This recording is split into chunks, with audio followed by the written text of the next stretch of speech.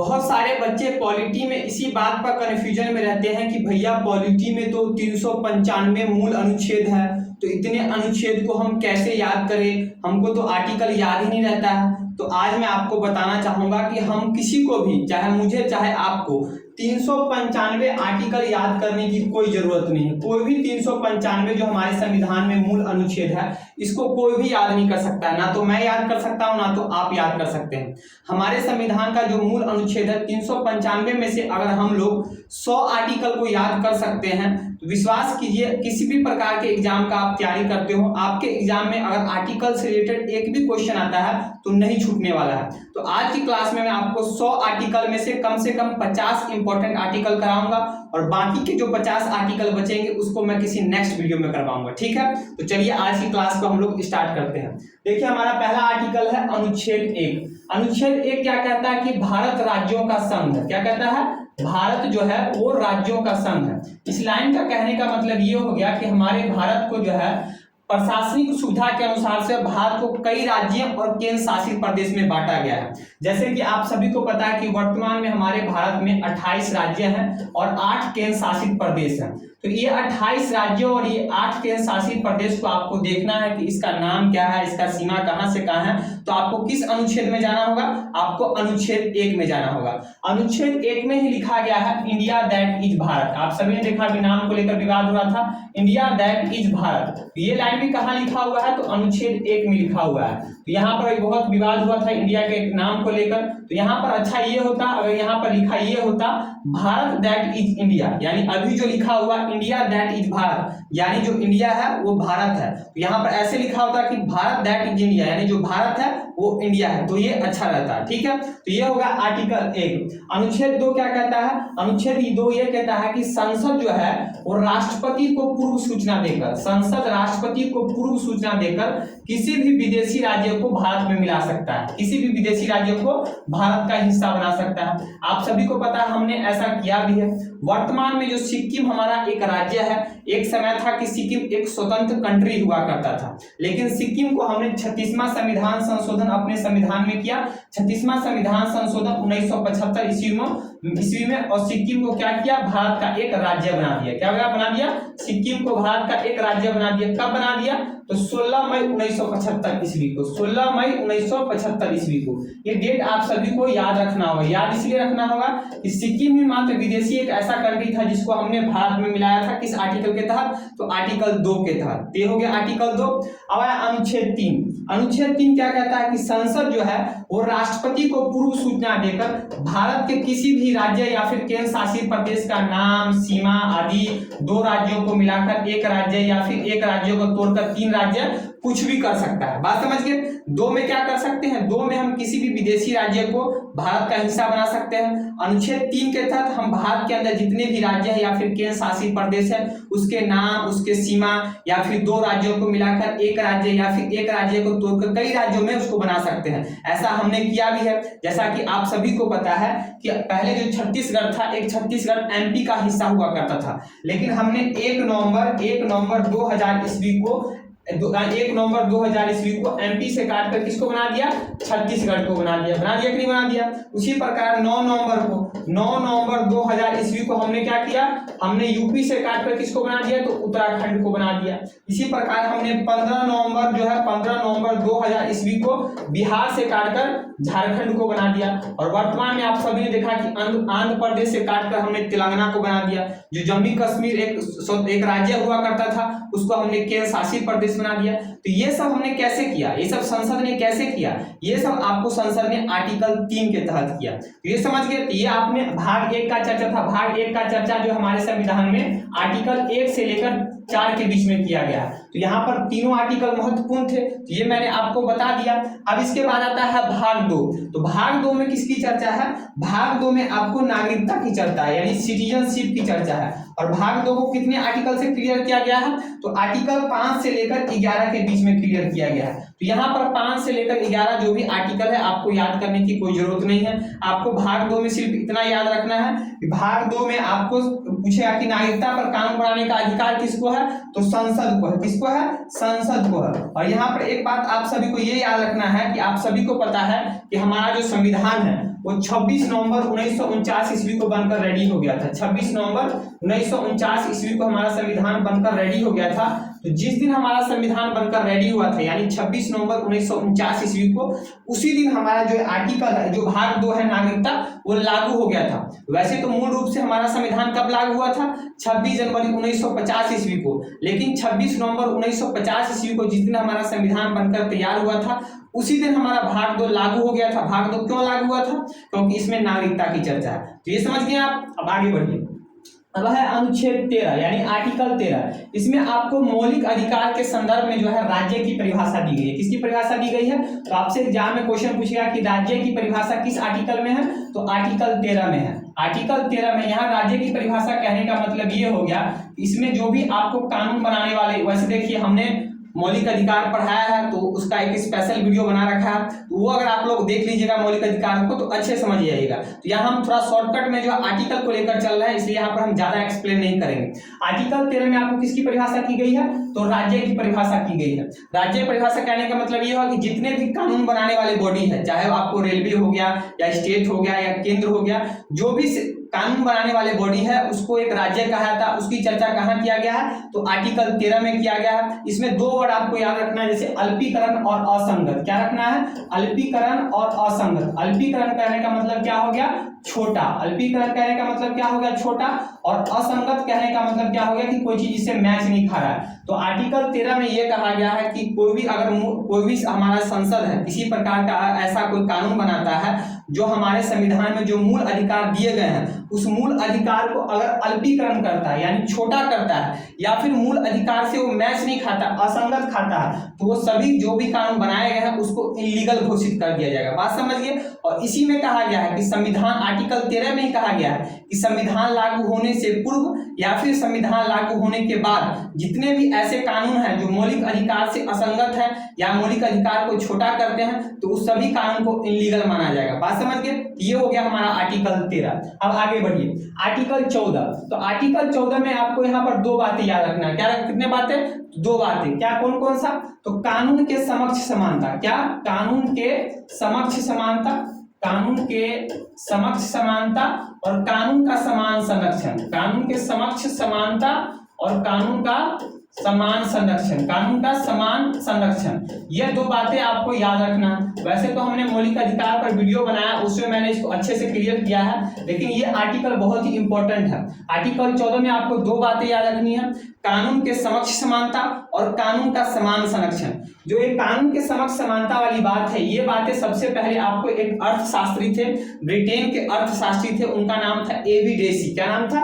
AB deci या फिर AB dicey कह लीजिए। उन्होंने इस बात को कहा था, एबी डाइसी ने कहा था। किसने कहा था? A B Dicey. यानी कानून के नजर में सभी समान है, कोई बड़ा नहीं है, कोई छोटा नहीं है, कोई ऊंच नहीं है, कोई नीच नहीं है, सभी एक समान है। ये बात सबसे पहले एक अर्थशास्त्री थे एबी डाइसी, उन्होंने कहा था। और इस बात को सबसे पहले आपको यूके ने फॉलो किया था, यानी ब्रिटेन, यूनाइटेड किंगडम ने फॉलो किया था। हमारे संविधान में इस बात को ब्रिटेन के संविधान से लिया गया है कि कानून के समक्ष समानता। दूसरा है कानून का समान संरक्षण। ये बातें सबसे पहले आपको यूएसए ने फॉलो किया था, यूनाइटेड स्टेट ऑफ अमेरिका। तो हमारे संविधान में ये जो कानून के समान संरक्षण वाली बात है, ये किस देश के संविधान से लिया गया है? तो अमेरिका के संविधान से लिया गया है। तो आर्टिकल 14 आपको याद रखना कि कानून के समक्ष समानता और कानून का समान संरक्षण। वैसे देखिए, इसको तो बहुत बड़ा आर्टिकल इसको एक्सप्लेन करें तो मैंने वीडियो बना रखा है मौलिक अधिकार पर, उसको देख लीजिएगा तो अच्छे से समझ में आएगा। लेकिन यहाँ पर आपको आर्टिकल 14 याद रखना, बहुत ही इंपॉर्टेंट आर्टिकल है। उसके बाद आर्टिकल 16, इसमें आपको लोक नियोजन की बात की गई है। लोक नियोजन की बात है, यानी लोक नियोजन की समानता। लोक नियोजन में समानता कहने का मतलब ये हो गया, लोक नियोजन में समानता कहने का मतलब ये हो गया कि जितने भी सार्वजनिक पद है, यानी जितने भी आपको वैकेंसी निकलते हैं, सरकारी वैकेंसी निकलते हैं, उस वैकेंसी में सरकार या फिर जो भी संस्था वैकेंसी निकाल रही है, केंद्र सरकार या फिर राज्य सरकार, वो आपको धर्म, जाति, वंश, लिंग, जन्म स्थान के आधार पर किसी भी प्रकार का भेदभाव नहीं करेगी। आपको भेद ये नहीं कहेगी कि भैया इस धर्म का, मान के चलिए सरकार ने एक फॉर्म निकाला, एलडीसी का फॉर्म निकाला, तो सरकार ये नहीं कहेगी कि भैया हिंदू धर्म के जो लोग हैं वो एलडीसी का फॉर्म नहीं भर सकते हैं, या फिर जो मुस्लिम लोग हैं वो आपको उसका फॉर्म नहीं भर सकते हैं। तो इसमें कहा गया कि धर्म, जाति, वंश, लिंग, जन्म स्थान के आधार पर किसी प्रकार का भेदभाव नहीं किया जाएगा। यानी लोक नियोजन में समानता की बात की गई है, लेकिन भेदभाव किया जाता है कि जैसे कि आप सभी को पता है कि किसी प्रकार का अगर कोई वैकेंसी निकलता है तो उसमें महिलाओं को विशेष प्रकार का आरक्षण दिया जाता है, या फिर आपको जो भी निम्न वर्ग के लोग हैं, SC ST के लोग हैं, उनको भी बस विशेष प्रकार, आप तो सभी को आरक्षण है, OBC हो गया, जनरल हो गया, सबको जनरल में भी EWS के तहत आरक्षण। तो यहाँ देखते हैं कि आप समाज के कुछ विशेष वर्ग के लोग हैं जो समाज की मुख्य धारा में नहीं है, तो उनकी भलाई के लिए आरक्षण दिया भी जाता है, यानी लोक नियोजन में भेदभाव किया भी जाता है। तो सबसे पहले इसमें क्लियर किया गया, आपसे आज क्वेश्चन ये पूछेगा कि लोक नियोजन में समानता की बात किस अनुच्छेद में की गई है, तो आपको याद रखना है अनुच्छेद 16। बात समझ गए, यहाँ हो गया। अब आइए अनुच्छेद 17। अनुच्छेद 17 में आपको अस्पृश्यता के उन्मूलन की बात की गई है। अस्पृश्यता कहने का मतलब हो गया छुआछूत के अंत की बात की गई है। तो आपसे क्वेश्चन ये पूछेगा कि अस्पृश्यता के उन्मूलन यानी छुआछूत के अंत की बात किस आर्टिकल में की गई है, तो अनुच्छेद 17 में। 1955 ईस्वी में इसको जो है कानून बना दिया गया था। 1955 ईस्वी में अस्पृश्यता पर कानून बनाकर इसको जो है इलीगल घोषित कर दिया गया था। और कोई भी व्यक्ति किसी से जो है छुआछूत करता है तो उसको इलीगल माना जाएगा। वैसे तो आपको देखने को नहीं मिलता है छुआछूत, खासकर जो है शहर में तो छुआछूत देखने को नहीं मिलता है, लेकिन गांव अभी भी है, कई गांव में आपको छुआछूत देखने को मिलता है। तो क्वेश्चन ये पूछेगा कि अस्पृश्यता के उन्मूलन की बात किस आर्टिकल में की गई है, तो अनुच्छेद 17 में की गई है। ठीक है, ये हो गया 17। अब आया अनुच्छेद 18। अनुच्छेद 18 में आपको उपाधियों के अंत की बात की गई है। किसकी? उपाधियों की अंत की। उपाधियों की अंत की कहने का मतलब ये हो गया कि आप सभी को पता है कि संविधान लागू होने से पहले, यानी जब आपको राजा महाराजा वाला जो समाज था, उस समय हमारे जो समाज के विशेष वर्ग के लोग थे, जो पढ़े लिखे व्यक्ति थे, या फिर शिक्षित व्यक्ति थे, या फिर जो पैसा वाले व्यक्ति थे, वो कई प्रकार की टाइटल लगाते थे अपने आप को समाज में सर्वश्रेष्ठ दिखाने के लिए। कई प्रकार की टाइटल लगाते थे, जैसे कोई अपने नाम के पीछे महाराजा लगाता था कि महाराजा फलाना, कोई लगाता था कि आपको टाइटल लगा दिया राय टलाना, राय चिलाना, कोई लगा दिया सर का टाइटल लगाता था, कोई आपको नाइटहुड की उपाधि लगाता था। यानी समाज में अपने आप को सर्वश्रेष्ठ दिखाने के लिए अपने नाम के पीछे जो है कई प्रकार की उपाधि लगाता था कि समाज में अपने आप को दूसरे लोगों से सर्वश्रेष्ठ दिखा सके। तो जब हमारा संविधान बना तो आर्टिकल 18 के तहत जितने भी आपको उपाधि थे, उस उपाधियों का अंत कर दिया गया। बोला कोई भी व्यक्ति अपने नाम के पीछे जो है किसी प्रकार का उपाधि नहीं लगा सकता है। तो उपाधियों के अंत की बात किस आर्टिकल में की गई है, तो अनुच्छेद 18 में की गई है। लेकिन यहाँ पर कुछ अपवाद रखा गया है। अपवाद कहने का मतलब किसी को विशेष छूट दिया गया है। विशेष छूट किसको दिया गया है, जैसे कि आपको एजुकेशन में दिया गया है, एजुकेशन में दिया गया है, प्लस आपको रैंक में छूट दिया गया है। एजुकेशन कहने का मतलब ये हो गया कि आपने तो बोला कि किसी प्रकार का उपाधि नहीं लगा सकते हैं, लेकिन आप देखते हैं जितने लोग भी टीचर होते हैं वो अपने टीचर अपने नाम के पीछे क्या लगाते हैं, सर लगा लेते हैं कि सर, या फिर मास्टर लगा लेते हैं, या फिर आपको जो है प्रोफेसर लगा लेते हैं, या फिर आप देखते हैं कोई पीएचडी कर लेता है तो आपके नाम के पीछे जो है डॉक्टर लगा लेता है। एक प्रकार का उपाधि है। तो यहाँ पर इनको विशेष छूट इसलिए दिया गया है कि भैया उनके एजुकेशन को सम्मान देने के लिए ये दिया गया है कि आप पढ़िए, ताकि लोग ज्यादा से ज्यादा शिक्षित हो, इससे प्रेरित हो कि और जो है हायर सेकेंडरी में जाए, पढ़े, अपने नाम के पीछे डॉक्टर लगाए, इसलिए इनको छूट दिया गया है। उसी प्रकार अगर आप पुलिस में जाते हैं या फिर आर्मी में जाते हैं, वहां भी देखते हैं वो भी अपने एक प्रकार के उनको भी छूट दिया गया। पुलिस या आर्मी में आप देखते हैं कि जो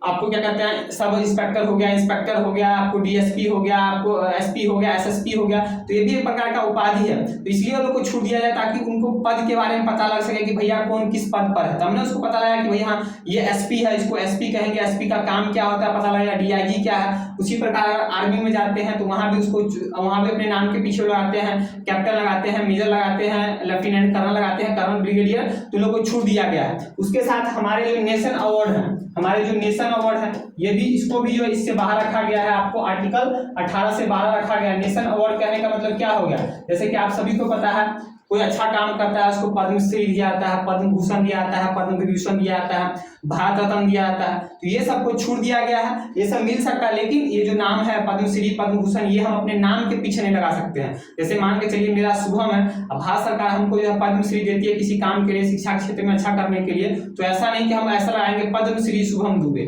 ऐसा नहीं लगा सकते हैं। ठीक है, तो बात समझ गए। तो ये हो गया आपका अनुच्छेद 18। तो अनुच्छेद 18 में किसकी बात की गई है, तो उपाधियों की अंत की बात की गई है। अब आगे बढ़िए, अनुच्छेद 19 देखिए, ये अनुच्छेद 19 जो है बहुत ही इंपॉर्टेंट अनुच्छेद है। इसको आपको संविधान का रीढ़ कहा जाता है। क्या कहा जाता है? संविधान का रीढ़, यानी backbone of the constitution. Question direct ऐसे पूछ देगा कि संविधान का रीढ़ किसको कहा जाता है? संविधान का रीढ़ तो अनुच्छेद 19 को कहा जाता है। या फिर पूछेगा बैकबोन ऑफ कॉन्स्टिट्यूशन किसको कहा जाता है? तो आपको अनुच्छेद 19 को कहा जाता है। अनुच्छेद 19 के कई भाग है। अनुच्छेद 1 है, 2 है, 3 है, 4 है, 5 है, 6 है। लेकिन यहाँ पर आपको याद रखना है कि अनुच्छेद 19 में किसकी बात की गई है?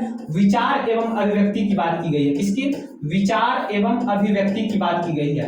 विचार एवं अभिव्यक्ति कहने का मतलब ये हो गया कि अनुच्छेद 19 के तहत आपको जो है किसी भी अच्छा प्रकार का विचार करने की आजादी है। आप किसी प्रकार का विचार कीजिए, लेकिन अच्छा होना चाहिए, ये नहीं कि किसी का उससे बुराई हो। तो किसी प्रकार के विचार का आपको जो अच्छा वाला विचार है वो विचार आप कर सकते हैं। उस विचार को आप एक्सप्रेस कर सकते हैं, किसी के सामने बोल सकते हैं, पेश कर सकते हैं। अभिव्यक्ति मतलब क्या होता है? एक्सप्रेस, यानी पहले आप विचार को सोचिए, उस विचार को आप किसी के सामने एक्सप्रेस कीजिए। उसकी आजादी किसके तहत किया गया है?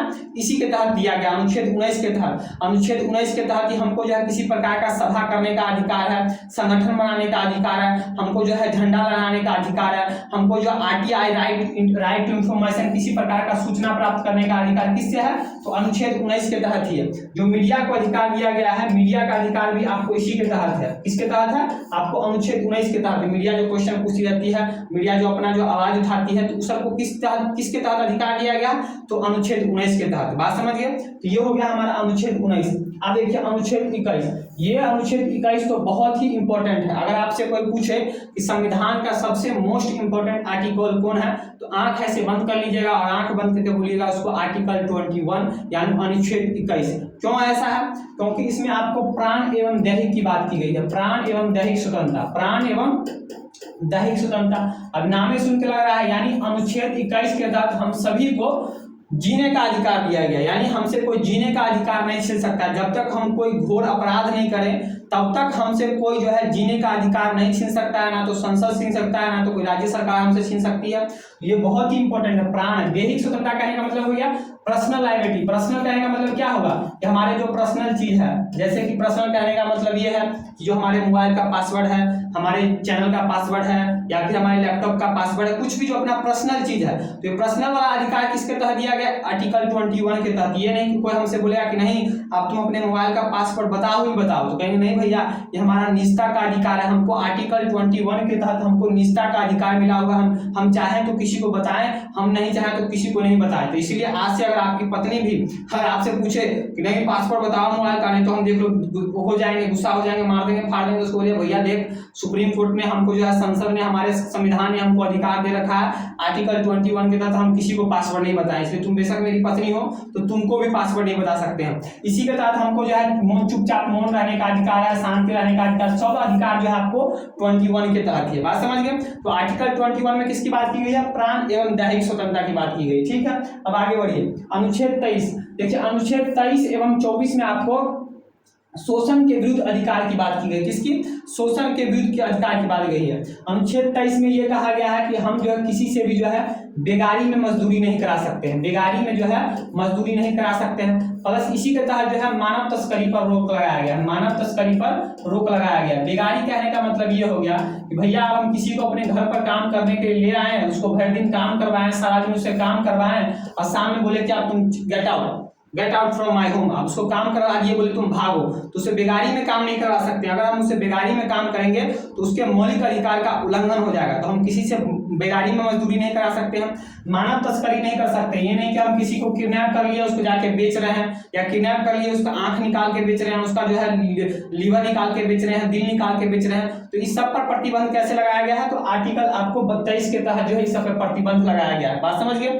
अब आया अपना आर्टिकल 24। तो आर्टिकल 24 के तहत आपको जो है जितने भी 14 वर्ष से कम आयु के बच्चे हैं, 14 वर्ष से कम आयु के बच्चे हैं, उसको जो है किसी भी बड़े प्रकार के काम में नहीं लगा सकते हैं। बात समझ गए? जैसे कि कारखाना हो गया, कोई माइन हो गया, या रेलवे का कुछ बिछा रहे हैं, रेलवे का काम चल रहा है, तो 14 वर्ष से जितने भी कम आयु के बच्चे हैं उसको किसी भी प्रकार के खतरनाक काम में नहीं लगा सकते हैं। बात समझ गए? यहाँ पर ये हो गया आपको 24 हो गया। 25 में आपको धार्मिक स्वतंत्रता का अधिकार है। देखिए 25 से लेकर 28 के बीच में हमको धार्मिक स्वतंत्रता का अधिकार है, तो आर्टिकल 25 में हमको धार्मिक स्वतंत्रता का अधिकार मिला हुआ है। पर्सनल यानी पर्सनल जो धार्मिक स्वतंत्रता का अधिकार मिला हुआ है, किसके तहत मिला हुआ है? आर्टिकल 25 के तहत। आर्टिकल 25 के तहत हम लोग जो है किसी भी धर्म को मान सकते हैं। आपका मन है तो आप हिंदू धर्म को मानिए, आपका मन है आप ईसाई धर्म को मानिए, मुस्लिम धर्म को मानिए, किसी भी धर्म को मानिए। और इसी के तहत हमको जो है पर्सनल रूप से जो है हमको, अगर हिंदू है तो टीकी रखने का अधिकार है, चंदन लगाने का अधिकार है, मुसलमान लोग को जो है बुर्का पहनने का अधिकार है, टोपी रखने का अधिकार है, दाढ़ी रखने का अधिकार है। तो आर्टिकल 25 के तहत व्यक्तिगत रूप से हमको धार्मिक स्वतंत्रता का अधिकार मिला हुआ है। बात समझिए? उसके बाद हम बात करें आर्टिकल 27। तो आर्टिकल 27 के तहत आपको पहले मैं बताया कि धार्मिक स्वतंत्रता का अधिकार है वो 25 से लेकर 28 के बीच में बात किया गया है। तो जो आर्टिकल 27 है उसमें यह कहा गया है कि धार्मिक कार्य के लिए जो भी पैसा इकट्ठा किया जाएगा उस पर किसी प्रकार का टैक्स नहीं लगाएगा। यानी धार्मिक कार्य में जो भी पैसा इकट्ठा किया जाएगा क्या होगा? टैक्स फ्री होगा। यानी आप किसी भी मंदिर में कितना भी चढ़ावा चढ़ा लो तो मंदिर पर जो है टैक्स नहीं लगेगा। यानी सरकार कहे कि मंदिर में इतना चढ़ावा चल रहा है, बालाजी में करोड़ों रुपए का संपत्ति आ रहा है, चढ़ावा आ रहा है, तो उस पर टैक्स दीजिए, तो बालाजी मंदिर टैक्स नहीं देगा। यानी धार्मिक कार्य के लिए जितने भी पैसे आपको इकट्ठा कर लो आपको वो पैसा टैक्स फ्री रहेगा। इसी के लिए जो बड़े बड़े करप्ट लोग होते हैं, बिजनेसमैन लोग होते हैं, वो लोग क्या करते हैं? इसी आर्टिकल का फायदा उठाते हैं। अपना बहुत सारा पैसा जो है मंदिर में ट्रस्ट में जमा करा दिए और वहां से सांठ-गांठ कर लेते हैं मंदिर से, और वहां से भी पैसा वो लोग जो कहते हैं ठीक है इतना मेरे को दे दो, मेरा भी काम हो गया और आपका भी काम हो गया, मुझे भी टैक्स कम देना पड़ा। तो यहाँ से टैक्स की चोरी होती है इस आर्टिकल के तहत। तो आप बात समझ गए? आर्टिकल 27 के तहत धार्मिक कार्य के लिए जितने भी पैसा इकट्ठा किया जाएगा टाइम कितना, उस पर किसी प्रकार का जो है टैक्स नहीं लगेगा। यानी 21 मिनट वीडियो चल चुका है, ये हो गया 21 मिनट का वीडियो बन चुका है। तो ये देखिए अनुच्छेद 32 हो गया। अनुच्छेद 32 के तहत इसको जो संवैधानिक उपचारों का अधिकार क्या मिला हुआ है? संवैधानिक उपचारों का अधिकार। संवैधानिक उपचारों का अधिकार कहने का मतलब ये हो गया कि इसको जो है आपके अगर मूल अधिकारों का हनन होता है तो आपको वो किस आर्टिकल के तहत उसका सुरक्षा प्रदान किया गया है? तो आर्टिकल 32 के तहत। आर्टिकल 32 को आपको मूल अधिकार बनाने वाला आपको मूल अधिकार कहा जाता है। इस आर्टिकल 32 को आपको संविधान का आत्मा कहा जाता है। संविधान का आत्मा पूछे तो किसको कहा जाता है? आर्टिकल 32 को कहा जाता है। संविधान का संरक्षक पूछ दिया कि संविधान का संरक्षक किसको कहा जाता है? तो आर्टिकल 32 को कहा जाता है। संविधान का हृदय पूछे कि हृदय किसको कहा जाता है? तो आप सभी को याद रखना कि आर्टिकल 32 को कहा जाता है। यानी आपके मूल अधिकार का किसी प्रकार से हनन होता है तो आर्टिकल 32 के तहत डायरेक्ट आप लोग जो है सुप्रीम कोर्ट जा सकते हैं कि साहब देखिए हमारे मूल अधिकार का हनन हो रहा है। सुप्रीम कोर्ट आपके मूल अधिकार को सुरक्षा प्रदान करने के लिए 5 प्रकार का रिट जारी कर सकता है। और रिट कौन कौन सा होता है? पहला रिट हो गया आपको बंदी प्रत्यक्षीकरण। कौन सा? बंदी प्रत्यक्षीकरण।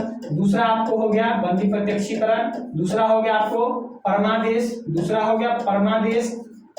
तीसरा हो गया आपको अधिकार परीक्षा। तीसरा हो गया अधिकार परीक्षा। तीसरा हो गया अधिकार परीक्षा। चौथा हो गया आपको उत्प्रेषण। चौथा हो गया उत्प्रेषण।